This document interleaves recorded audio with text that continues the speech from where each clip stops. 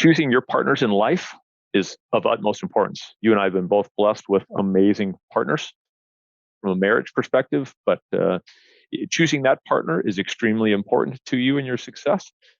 I would also say that choosing your business partners and people who you hang around with will have the biggest determination on your success. You want to be around a peer group that you respect, that you admire, that's going to make you better, and choose your partners in business as well that you have highest confidence with and that have high character, and be very, very careful and cautious before you go into business together, that you do share the vision and you know who they are as people. I've just seen so many business marriages that have failed because they don't adequately evaluate values, characteristics, and vision.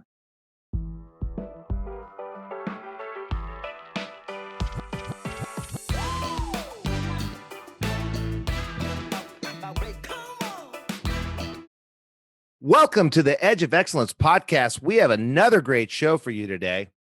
On today's show, we have Darin Anderson.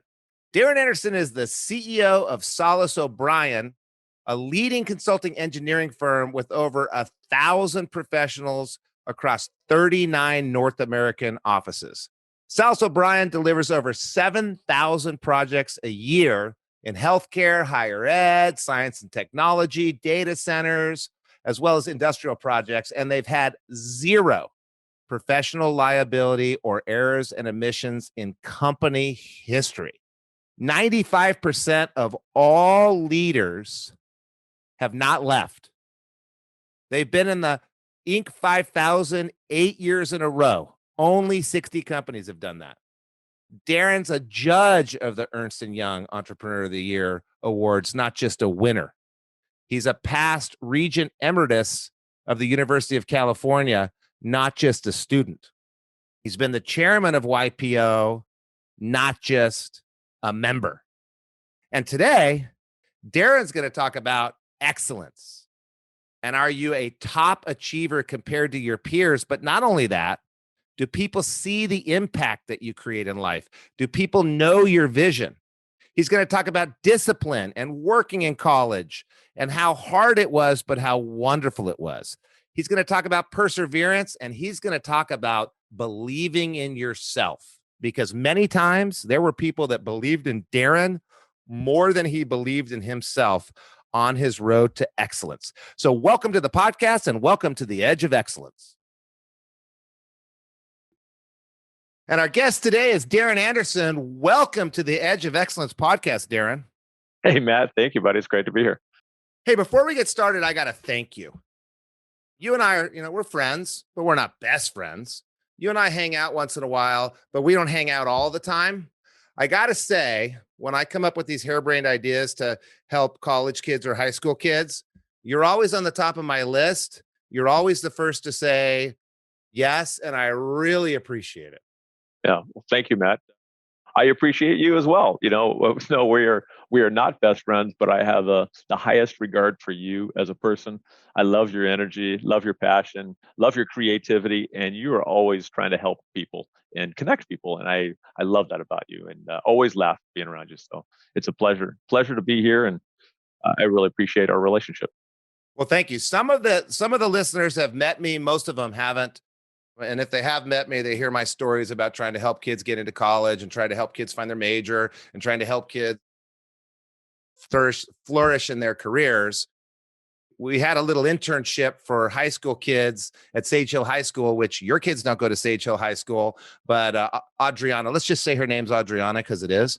Adriana wanted an internship, and I remember I asked you out of the blue, and you were right there to do the internship, put all this energy in for her, and you and I get these emails from her once in a while. And for you listening, if someone does you a favor and you send an email every Christmas saying Merry Christmas, and you check in saying, hey, I remember what you told me, I'm still doing well, then that person wants to keep helping you. You and I have these conversations about how impressed we are with her, and just every single time. So again, thank you very much. We'll quit Matt, just to that point, if I may, that is a classic example of somebody who is distinguishing themselves by making the extra effort and showing how they are different and special because they're taking the extra effort that most other people don't.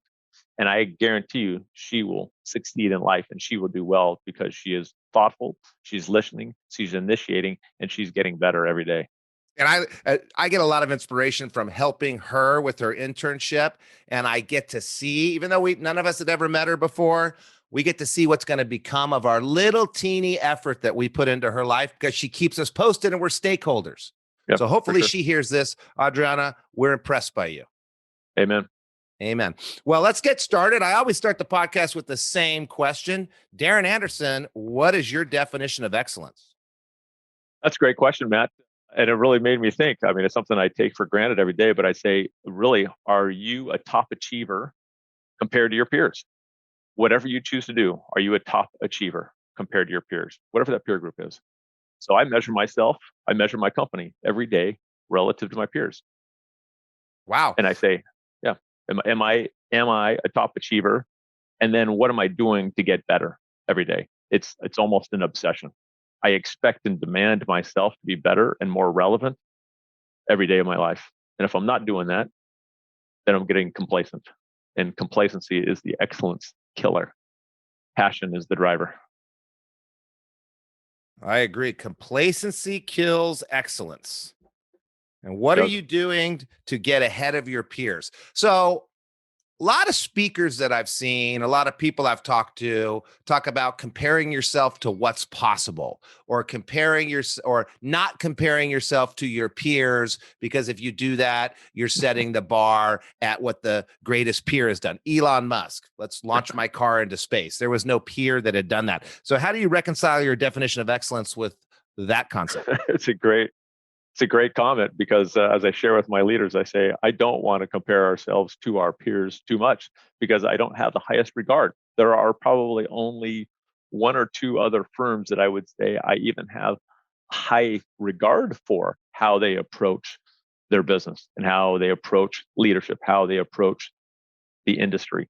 So yeah, I completely agree with that. I am not Elon Musk. I am not, at that level of intelligence. But I always expect our organization to be thinking beyond what anybody else has done and don't use that as a comparison. Use it as a benchmark, but thinking way beyond that. What can we be doing better? How do we measure ourselves? How do we improve the delivery for our client? How can we make it faster? How can we make it better? How do we improve outcomes for our clients? And so it's pushing the envelope every day, not just accepting what's been done. So it's one factor that you use. There are many factors in how you compare yourself to what's possible, what's out there, what your goals are, and you're constantly trying to get better and keep beating all those indicators. For sure. Every Fantastic. Day. So you're now running this giant engineering firm called Salas O'Brien.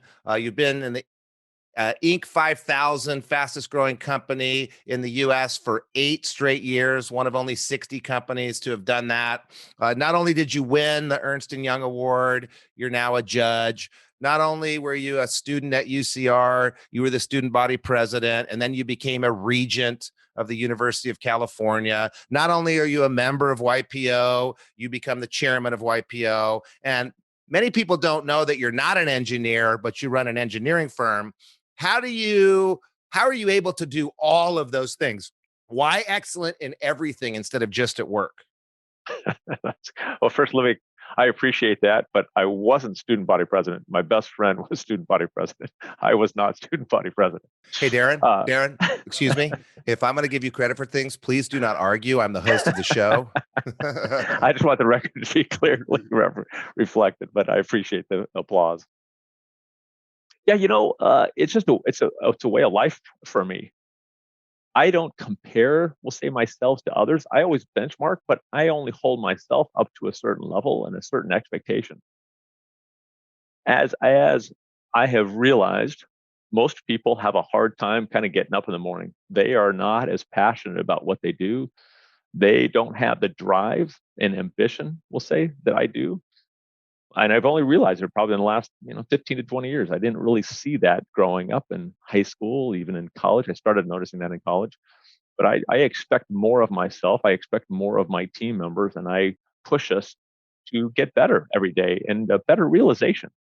How do we impact our communities better? How do we help people around us in our organization? How do we help our clients? And yeah, it's for me, it's personal. I've been blessed beyond my imagination in friendships, in financial rewards, and now even more, it's making sure that I'm giving back and making a bigger impact in our communities every day and the people around me. And I love doing that. I mean, it's for me. I've had so many mentors that I like to pay it forward. And if we can create the most rewarding organization and impact people's lives and impact our communities that way, I dig it. That's what's exciting for me. Yeah, sometimes people wonder, why would Darin Anderson, the CEO of this big engineering firm, make time to come on this podcast? Why would Matt Stewart go sit down with a high school kid at the Pacific Club last hour and help her with her college applications? And I was telling this young person who, let's just say her name's Angelina and her dad's name's Bill. I was telling her, that this is what pumps me up. I came home from lunch just now and I'm so excited. Now, I'm not getting anything from it besides the pump up. And that's kind of your and my bond, right? Yeah, for sure. 100%. And that's your and Adriana and mine and Adriana's bond. We have the same values: contribution, selflessness. We don't have the same family mission. I bet you're as dorky as I am and you've got one written down. Yeah. Mine's live fully and help others do the same. We don't have the same one, but we have the same values. We're moving in the same direction. Totally agree. It keeps me going and keeps me thriving. Agree. I didn't understand what you said just now. Were you saying you didn't know you had the drive and ambition until the last 15 years, or you didn't know other people had the drive and ambition? No, I didn't recognize that my drive and initiative was distinguishing relative to others. When I was in high school, I was really good. I did well. I think, in high school, it's hard to differentiate. And I've got my two kids today. My son is graduating high school and my daughter is a sophomore. It is hard for high school kids, right? Because I think there are only three ways maybe to distinguish yourself. You distinguish yourself through academic performance, you distinguish yourself through your athletic performance, and you distinguish yourself socially, right? And if you're not distinguishing yourself in one of those three, you might not think that you're exceptional, or you don't have a lot of great traits, and you might be not high on yourself. But there are so many different paths and avenues for kids to do well, and they oftentimes find themselves later in life and in college. I would say I was one of those. I wasn't exceptional in high school academically. I wasn't exceptional athletically. I was very good at both, but I wasn't either. And socially, I was definitely, I had friends and I had good core friends, but not a social. I just wasn't. And I think it wasn't until college that I really found more of my path and discovered myself a little bit further and found that, I did have a lot of drive and I expected excellence and I expected to continue to improve and that I had the discipline to do it. So maybe I was a little slower learner, but I never gave up. Always wanted to continue to improve myself. How do I relate better to people? How do I listen better? Continuing to read, continuing to experience, and failure wasn't an option. I would fail, but I'd keep going. I would never give up. And I realized a lot of people, in the first sign of trouble or challenge, they feel like they're not good enough and they just stop doing it, right? And I think you and I both know is that, look, you got to keep going. Persistence is so important in life. But a lot of our kids just don't have that perspective. Is that if you have a passion for something, keep going, keep learning, and keep getting better. And those who you see maybe earlier in their lives distinguishing themselves, they never keep working on it, and they can flame out. Either they lose the passion, they lose the vigor, or the pressures are too great. And that's hard for me to see. It's important to keep the perspective. Yeah, and the operative word is something. You started off by saying, are you a top achiever compared to your peers in whatever you're doing? And, the podcast people list this podcast as an entrepreneur category. I don't want it to be the entrepreneur category. It's the career category. I'm going to try to switch it because my dad went to Notre Dame to be a priest. He wanted to be the best Catholic priest he could be. My brother went to the Peace Corps. He wanted to be the best influence on South America. There are people that want to be race car drivers. There's people that want to be doctors. There's people that want to run charities. It doesn't matter what you want to do. You don't have to be aiming for cash. You don't have to be aiming for political excellence or a entrepreneurial excellence. It's just about being excellent in whatever you're aiming at. 100%. Totally agree. Yeah. So you're in high school and that's the other thing I wanted to mention. It was a trick question. Did you just figure out 15 years ago that you were exceptional? Isn't it funny how insecure Darin and I are buddies? We belong to YPO together. We have all sorts of friends that are famous business people, incredibly successful. And we'll see if Darin agrees. But I find that at least 95% of them are insecure. They hadn't figured out how well they were doing. And then one day they look and go, oh, I guess I'm doing pretty well. Yeah. Same thing happened to you. Yeah, for sure. I mean, you're sitting there as student body president at UCR and you don't realize he wasn't student body president at UCR. I'm not supposed to say that. I look back at high school, I say, wow, I wasn't that popular. I hear my daughter saying it all the time. I don't have any friends. Well, then who are these people that keep coming over? I'm not great in school. Well, what's up with these grades?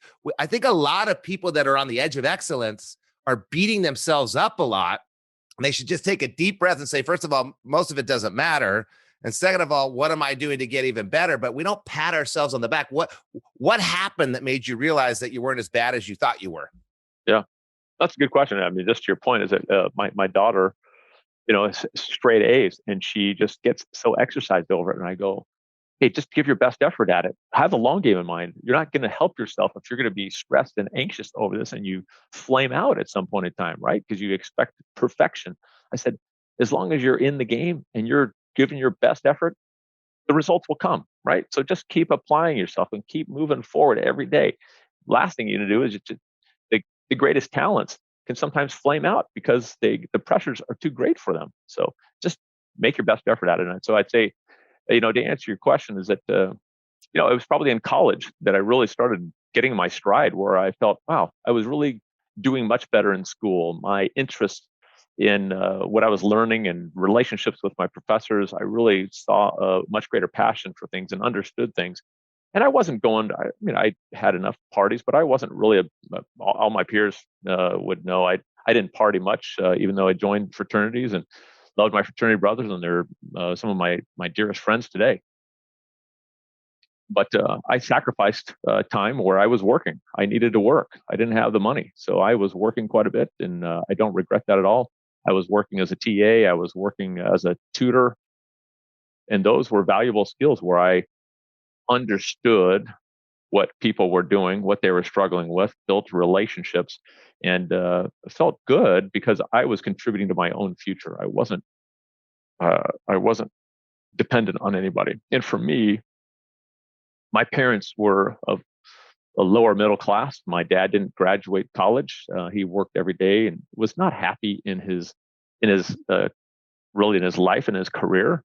He did it, and he did it as a kind of a sacrifice to help his family and help me get where I wanted to be. But yeah, I worked hard through college because my parents didn't have the means, and I didn't want to come out with any debt, and it was important. My parents always made me pay for things, and an increasing percentage as I grew up because they wanted me to value and appreciate what I was given and what I earned, and have that ownership of it. And I think that's another challenge that we have in our communities today. Sometimes people are given too many things and they don't have to earn it. And every day I wake up and I go, you know what? You don't rely on anybody but yourself, and you don't expect any handouts. Make it freaking happen. Go for it, because too many people are waiting for others and they think that they're entitled to things, and that's just the worst characteristic. I think rely on yourself, build the skills, go make it happen, initiate. Yeah, we live in a little bit of a bubble, and many of the kids we know grew up in a different situation than you and I grew up in. And there's the Richard and Linda Eyre that tour the world and write books that are on the Oprah Winfrey list. Many of them talk about how you can prevent the children of wealthy people from being entitled. and all these parenting techniques, which is, difficult for people that have money to make sure that their kids aren't entitled. Wasn't too hard for my parents. Wasn't too hard for your parents. There was no choice. There was no choice. Right. So who's better off? I No. don't think that's a bad place to be, because you had the hunger. You had the 100%. hunger. And we're going to get to those We both did. regrets, but you have no regret for having that hunger. Not at all. No, it was valuable. So what did you, I mean, it's so strange. You're running one of the biggest engineering firms in the country and in the world. You're working on the most interesting projects. You have had zero, what's it called when people come in and they're upset at you because you've done something wrong, and you haven't had any of it happen in your engineering firm? Lawsuits? Claims? Zero claims, zero lawsuits, zero issues with bad work. And you're not an engineer. So I'm assuming if when you were in college, you wanted to one day be the CEO of Salas O'Brien, you might have got an engineering degree. So I'm assuming that maybe that wasn't the path you saw. And I think it's interesting. We look at what you were saying before: work hard, keep doing your best, because every person I know of is doing something different than they thought they would be doing. They're moving, they have momentum, they're successful, and then an opportunity comes. My business partner, Jeff Gunnis, says, success is luck when opportunity meets preparation. So obviously you were prepared when the job opened up and you were able to move over, because it's strange that you have the job you have. What did you originally want to do when you were in high school and college, and how'd you find this? Yeah, no, I totally agree with you, Matt. I don't know that I had a vision of what I wanted to do. I always saw myself as an entrepreneur, as a leader. I did actually start my first 2 years in engineering school because my dad was kind of in an engineering career, though he never graduated. So he said, "Why don't you try engineering?" And I said, "Okay, great." After 2 years, I realized that there were people who were better at it and who were more passionate about it than I was. And so I decided to go into accounting. I did the CPA route. I worked at Price Waterhouse, and I learned a lot about, one, I got my CPA certificate. I learned a lot about business. I learned about best practices of really healthy, vibrant organizations. And that was really helpful for me because I got to learn, what are the successful organizations doing? And I got to see a lot of different industries. And so from there, I got to build my toolkit of what I wanted to do when I found the right opportunity to lead. I wasn't ready. I didn't have any money, and I wasn't really skilled to run an organization at that point in time. So very shortly thereafter, I actually worked. I was teaching back at UC Riverside. The accounting program was just getting started, and they asked me to teach, which was wonderful skill set, learning how to publicly speak, preparing programs, exercises, and teaching to the students. I loved it. It was a great way to give back and to help shape people's perspective on what accounting and finance is all about and how to apply it. Anyway, long story short, one of my students actually told me that their father was running an architecture and engineering firm and asked me if I would be interested to be a CFO of the company. And I was 25 years old, and I was like, okay. I didn't think I really would probably be qualified to do that, but I interviewed, and apparently I was convincing enough and got the position. And I think that was another one of those moments. I graduated college, and I at the graduation I was going to name the most outstanding graduating senior male, and I had no perspective that I was even close to being considered for this. And then I was like, okay, so great. So now what? And so this was another opportunity where somebody said, "I believe in you probably more than you believe in yourself," and I took the job and excelled at it. I worked really hard, busted my butt, help the organization thrive and succeed and mature. And we grew from it was about a 40-person organization, 45-person organization, to about a 200-plus person organization. And that was great. I learned a lot about myself, learned how to lead, how to help an organization thrive. The organization decided to take a different path to, we'll say, ownership and governance. And so I actually left to be the CFO of a company called Kleinfelder, a big geotech and environmental firm. I was 30 years old at the time, and it was a 1,200-person organization. Same thing. Kind of the recruiter said, "Hey, I think you can do this." And I had my doubts. I'd never run kind of an enterprise level at that size, obviously. And all of the board members and the senior leadership were in their 50s and 60s, and here I was, a punk at 30 years old. And long story short, I got the job. I was like, wow, okay, well, they believe in me again more than I probably had confidence in myself, and did well. I think distinguished myself there. Did a enterprise level systems conversion, and started on our first acquisitions, and got them kind of prepared for the reasons and how to do it, and it was successful. So that was, I think, further validation. And I've got these skills, and people believe in me, and I share the vision of what can happen, and I'm getting these leaders who agree with it. So I felt that I had the vision and the influence to be able to make these happen. And then doing mergers and acquisitions, I was able to share the story and get people on board with it. So from that space, I learned, being in the engineering field, that there was incredible opportunity. I loved engineers. My engineers are just good people. They're hardworking. They're so smart. They're really undervalued in society, and my goal is to lift them up and to create more rewards and to create a healthy environment. I saw too many unhealthy leadership structures, and so I think, to make a long story short, is that I saw the opportunity to create a healthier, vibrant organization within the engineering space, and I found the right situation with Carl Salas and Salas O'Brien. The organization at the time was 30 people doing 5 million in revenue. That was 15 and a half, 16 years ago. And Carl was, had been an entrepreneur with Dan O'Brien, and they'd grown the organization from their garage to 30 people. And they were finding themselves not doing engineering work anymore. And they missed doing that, and were working more than they wanted to, and needed somebody to help propel the organization forward. And we were a great fit for one another. So yeah, that's a long answer to the question. But I think the message is, if you continue to apply yourself and you're continuing to learn, and you're in an industry, you're going to be able to see a lot of opportunities. And it's just a matter of initiating that. How can you make an organization better and stronger? And I saw a lot of opportunity of how I wanted to create the right environment where there's no limit of what anybody can do. And I saw a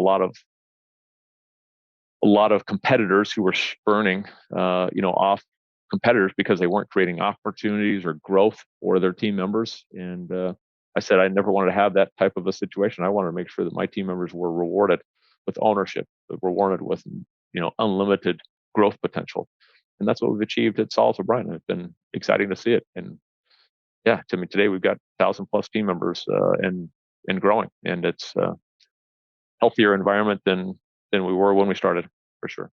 Wow, congratulations. I'm reminded of a time that I was watching Guy Kiyosaki give a presentation to the Entrepreneurs Organization, and he put up a slide of a bunch of flowers in a field. And he said, "Let 1,000 flowers grow." And it's a Chinese proverb. And basically, he talked about Apple would put products out before they were ready to be put out, and people would use them for a different use than they were intended. And all of a sudden, that niche would take off with that Apple product. And he said, "Hey, let 1,000 flowers grow." And if I look at your career, it's a career of serendipity. So the listener on the phone right now that wants to be a CEO or a CFO that's listening right now wondering, how do I get there? Well, it was just laid out. Darin, one path, started in a big firm. Then he moved into a CFO position of another firm. Then he moved into a CFO position of another firm. And then, just over 30 years old, he was ready for a CEO position. You don't have to start the business to be a CEO. You don't have to get hired as a CEO. There's many people that move from CFO to CEO, and there's many people that move up in different businesses and jump to the side because they have their eyes open for that opportunity, and because they've been kicking butt the whole time. Yeah. And no question, I would say, you're 100% right on. I would say the whole idea, if you show great perspective and leadership, that you're lifting up people around you, and people want to follow you, and you have a vision of what can be created, and they have confidence in you, people will follow. they will want to be a part of that vision. And I think that's what I shared and brought and bring every day, is that you have to have a vision. What, what does the future look like? And why do people want to be a part of that? And what does that look like for them? What does that look like together? And if they see and you clearly articulate and it's compelling to them, they will want to be a part of that. And that's what we're doing at Salas O'Brien. I mean, that's why other organizations like joining us. We've had 100% retention of all of our former shareholders that have joined our organization. We've had 5 people out of 95 of our shareholders have joined through mergers. Only 5 of them are not with us, and 4 of them retired, at 83 years old and late 70s, and 2 in their late 60s. And unfortunately, one's passed away. But look, it's sharing the vision, making sure that all of our interests are aligned, the financial interests, the characteristics, the values are aligned together, and that we're all in it together, right? We're sharing together. So I'm gonna push back on that a little bit. You mentioned 3 things though, and I followed you before. You've led me before. You were the chairman of the YPO, and I was a member of the board of the YPO. So I followed you, and I didn't know what your vision was. I followed you because of your values. So you said lift other people up. And oftentimes people, they wonder how people get to the top, and they wonder if they're squashing people. And you and I have met people, not very often. We've met people that crawled over the corpses to get to the top, have squashed other people to get to the top. But that's really rare in my experience. Most of them are doing what you're talking about, lifting others up. It's a value. It's a value that you have. It's effort that you're putting in. So I see you doing that many times. That's why you're on the thanks, man. call today. Then you also have the vision, and you've also been excellent in everything you do. So if you were some schmuck doing nothing, and I call those dreamers. They've never done anything, but they have big goals and they expect people to follow them. No, you have to be on the edge of excellence. You have to keep trying. If you haven't started yet, you're in college, you haven't done anything, you've never had a job, you never had an internship, jump out there and start, because you can't just have a business idea and no track record and that vision carry you. You've got to have the track record of success. You've got to have the vision and the values. And the reason people don't leave Darin's organization, one is the success, but a lot of it is they align with the values and they feel good about what they do and they like to keep winning, right? Yeah, 100%. No, you're right on. You couldn't have articulated it better. They have to trust you completely. They have to have total confidence in you as a person and what your vision is and how you execute. And that comes from experience. What have you done? What's your track record every day? And if they see that and they see what you've done and you're 100% referenceable, that they can talk to anybody of your friends, anybody who knows you. They know who you are as a person. They know what you're all about. They know the decisions you're going to make. And that is the testament at the end of the day, right? I mean, that's why our friends trust us every day, is they know what we're all about. They see what we're made of. Exactly. So now you're at this pinnacle of success, and you've done some things that most people don't even know are out there to do.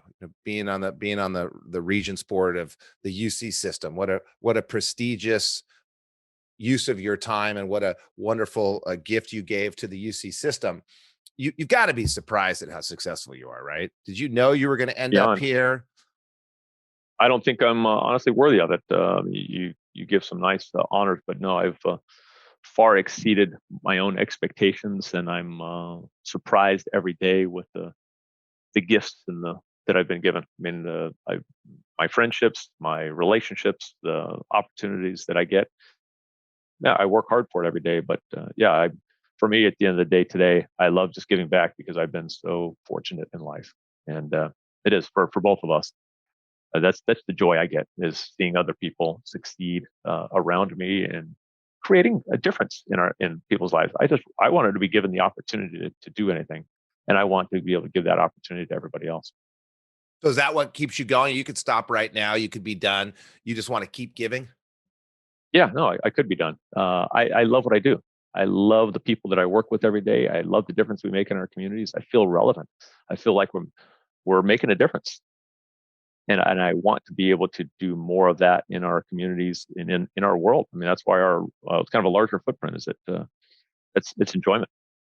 more outreach, more contribution, and fighting some of the dysfunction that I see. It's really frustrating for me when, whether it's the government or just bureaucracy, I want the world to be better. I want people to have no limits of what they can do. I don't care the color of your skin or what your background is, or you should have, everybody should have equal chance to succeed in our society, equal access to education, and make it affordable. And I'm such a believer in that. And that isn't the case. We need to fight more for that, and our society will be better off because of it. I was blessed to have access to education and affordability. And it doesn't matter, by the way. It doesn't matter if you're growing up in Emerald Bay, driving around in your dad's Ferrari, flying on the private jet, and you're set up to run the family business, or you're growing up in Coolidge, Arizona, like I did, living off of food stamps, having your parents skip a meal so you and your brother can have a meal. It doesn't matter. You have the cards you're dealt. I get a little bit upset at my parents for not being billionaires and giving me their business, but that doesn't happen. You still have to earn it. You still have to be excellent. You still have to prove it. Doesn't matter. Yeah, I agree with you 100%. And those are the values that I try to instill in my kids while they are fortunate to have maybe more opportunities and more doors open for them, is that they need to earn it on their own. They need to be hungry for it every goddamn day. And if that's the greatest gift that I can give to them, then that's what it needs to be. I want them to be passionate and to go after it in life and not to be complacent. I want them to find their dreams, and they're not going to be given things. We'll give them the opportunities for education, but they need to make it happen for themselves. I still never bought a new car, Matt. I know we love cars together, but I have never bought a new car in my life. That's just my frugal mentality, the way I grew up. It's weird, isn't it? I don't buy new. My wife gets a new car. I don't get new cars for myself. I buy them 1 or 2 years old because it makes me ill to my stomach to watch the devaluation. Me too. Same way. I'm doing an interview with Danny Sunshine next, and he got a fancy new car. I don't like that brand of car that he got, but I know it doesn't drop in value. So I'm considering getting that car because you can hold it for 20 years and not lose any money. Oh, I sure love them. That's for sure. I love driving them. Well, maybe we'll work on that.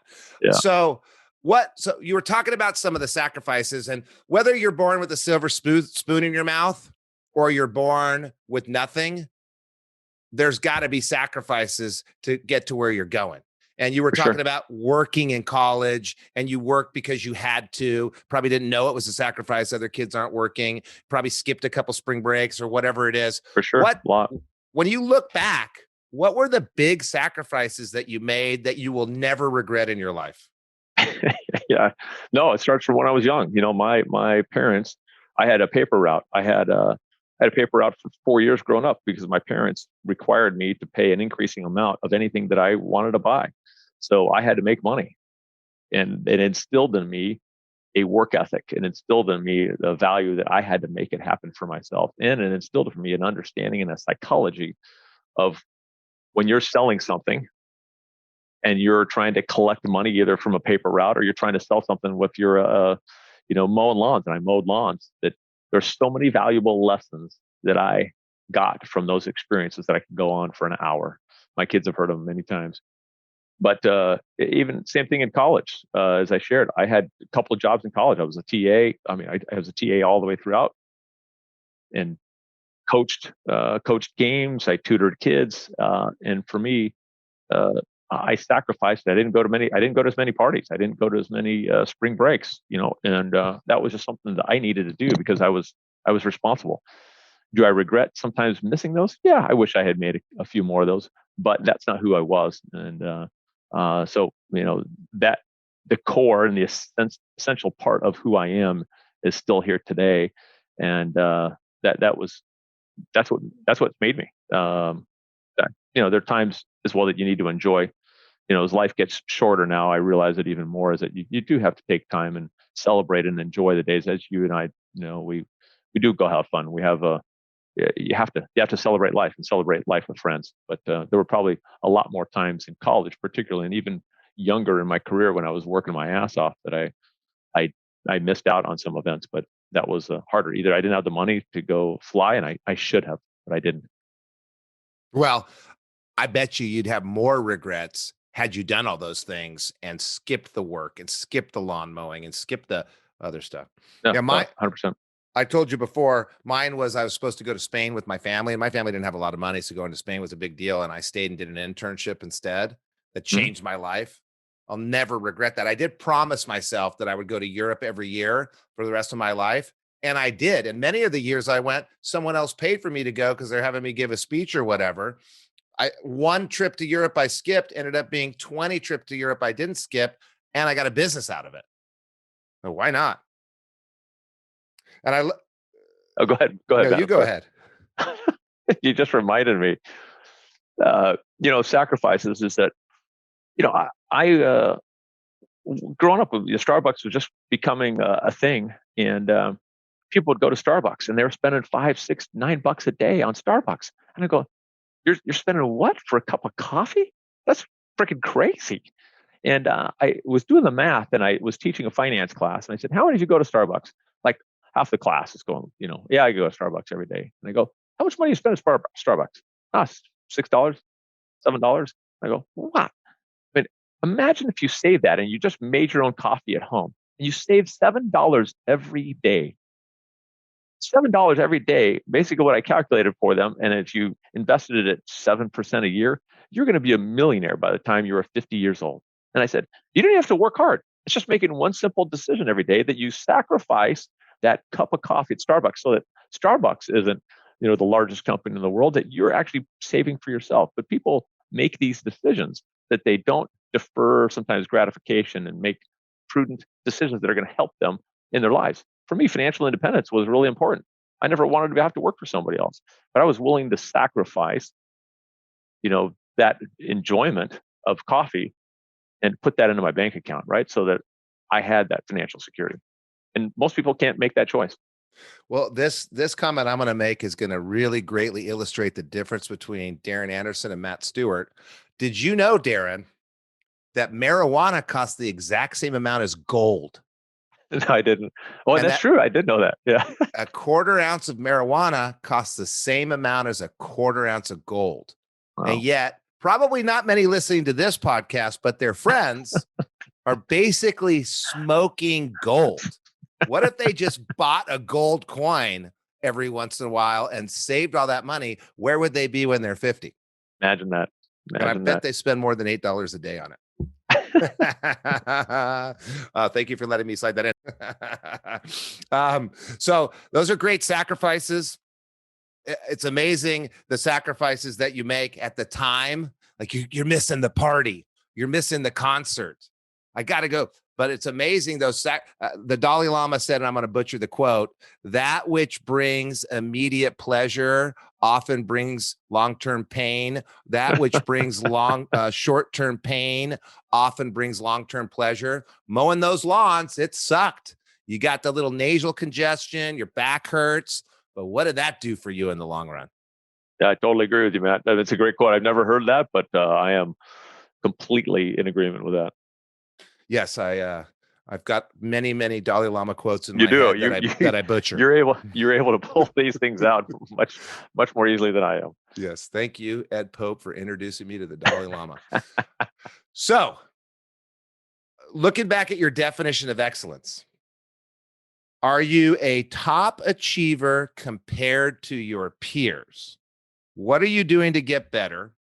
And complacency kills excellence. So compared to your peers, Darin Anderson, I know a lot of your peers, you're a top achiever. Compared I don't to know about people, that. yes, you are. Compared to your peers, you're in the top, very small echelon of garnishment of respect, heavily respected. But you're That's not nice. done, right? You're not done. You're barely 50 years old. You're not done. What are you doing? And what could someone listening to this podcast be doing to continue to maintain their excellence? No, it's a great question. I do it every day.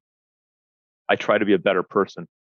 One, I continue to try to be a better parent every day. I would say that's an area where I'm still learning. There are a lot of great books that I've read, but I'm still trying to be a better parent and try to provide guidance to my very unique children. They're going through challenging times through this pandemic, but they're just great souls and great people. And I know they're on the right path from a values perspective and a passion for learning. In terms of growing our organization and a business, we will continue to be my goal for our organization is to be the most respected engineering firm in the world, as measured by our clients as well as by our team members. So that is a long range goal that we're seeking to achieve. And at the end of the day, and the life goals is really that my wife and I continue to be in good health. As you know, we take our health very seriously. We work out regularly. I want to make a big difference in others' lives around and really paying it forward. That I've been blessed with so much goodwill and people who have shared their knowledge, and so we want to be able to give back to our communities and really worldwide communities to help make the world a bit better. Right? I mean, it seems so lofty, but it's being selected. How do we move the needle to positively impact people's lives every day? And it's the difficult part is, where do you choose? How do you make the selections of your time, and how can you make that larger impact every day? And so that's what Lori and I work on every day. I try to do that. Try to bring my skill sets to positively impact the largest group of people, and I love doing that. Yeah, I think your definition of excellence is changing. Impact on others. You're on this podcast to impact others. You do the internship to impact others. You run the YPO to impact others. And if I look at you, Darin Anderson, I look at all those things that you've done so well, and that is part of the reason people consider you to be excellent, is that impact. It's beyond kicking all of our butts like you have done so well. It's you continue to impact and you won't stop. Thanks, man. I say, we've been in YPO a long time. You came in before me. That must mean you're either a whole lot smarter or you just started much younger, but probably both. And I would say our YPO group has been a great eye opener for me. It has challenged me. It's stimulated me. It's opened my world in so many different ways. And you, as being the kind of global EO leader, have really opened my eyes in so many different ways. And it's really been a blessing. That's probably one of the bigger blessings of my life as well, that we're around truly exceptional people who have done amazing things with their lives and have been extremely relevant and successful in so many different ways. But I learned so much from this peer group. It really has been a privilege. Yeah, part of being excellent, and you've heard it on the call today. You've heard Darin say it over and over and over again. Being aware of the opportunities that are coming your way, whether those are coming in your business, from your peers, being open to the serendipitous learning that's coming your way. On many of these podcasts, people talk about the peer group. You are the sum of your 5 closest friends. Someone else said your network is your net worth. But it doesn't matter. They used to say to me, Stewie, why are you working so hard? It doesn't matter what you know. It matters who you know. Bullshit. No, it doesn't. Yeah. No. It doesn't matter what you know or who you know. It matters what you do with what you know and who you know. No, you're right on the point. And I probably should have emphasized this further. I would say at the end of the day, choosing your partners in life is of utmost importance. You and I have been both blessed with amazing partners from a marriage perspective, but choosing that partner is extremely important to you and your success. I would also say that choosing your business partners and people who you hang around with will have the biggest determination on your success. You want to be around a peer group that you respect, that you admire, that's going to make you better, and choose your partners in business as well that you have highest confidence with and that have high character, and be very, very careful and cautious before you go into business together, that you do share the vision and you know who they are as people. I've just seen so many business marriages that have failed because they don't adequately evaluate values, characteristics, and vision. Wow. Today, there's engineers listening to this and they're aligning with your values. They're aligning with your vision. They can tell that you're the type of person they want to work with. If you're an engineering student and you're on the edge of excellence and you've done a lot to qualify you to come work with Darin, go to salasobrien.com, Check out their open positions. I believe there's 18 open positions today. You want to work in the most respected engineering firm in the world, go to salasobrien.com. Darin, I know that's not why you came here today. You came here giving palm down, and I love that you give palm down. Palm down means, for you listening, you don't have your hand open for something in return. You're doing it just to do it. That's one of your values, Darin. That's why you're on my short list anytime I come up with one of these harebrained ideas to help out college and high school students. Thank you so much for showing up on the Edge of Excellence today.